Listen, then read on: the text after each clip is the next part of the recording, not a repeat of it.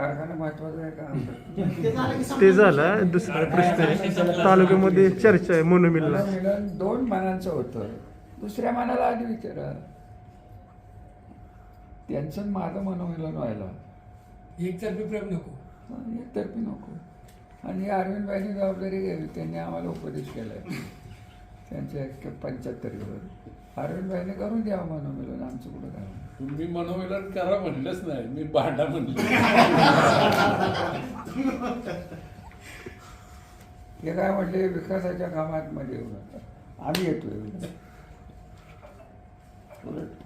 आम्ही केलेल्या कामात यांचं काय काय झालं ते बोलीन मी, ते इलेक्शन लागून दे.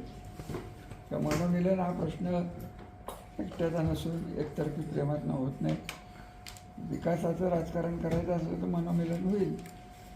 सत्तेचं राजकारण करायला पाहिजे तर विचार करण्यात येईल.